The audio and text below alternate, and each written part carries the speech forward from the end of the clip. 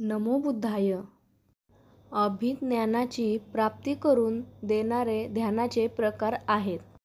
पहिले आहे एकांत ध्यान. त्या प्रकारात आपल्या मनाला विषयी लोलुपतेपासून मुक्त करावयाचे असते.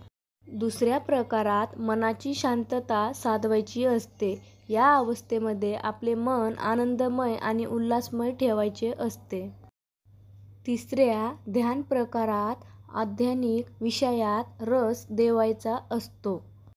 चौथा ध्यान प्रकार म्हणजे पूर्ण शुद्धतेची आणि शांतीची अवस्था होय.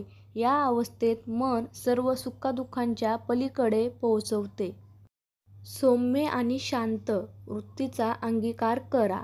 दुर्वतनाचा त्याग करा. दुर्वतनामुळे तुमचे मन मूढमात्र बनते. आपल्या बुद्धांचे विचार आवडल्यास चॅनलला लाईक करा, शेअर करा आणि सबस्क्राईब करायला विसरू नका. धन्यवाद.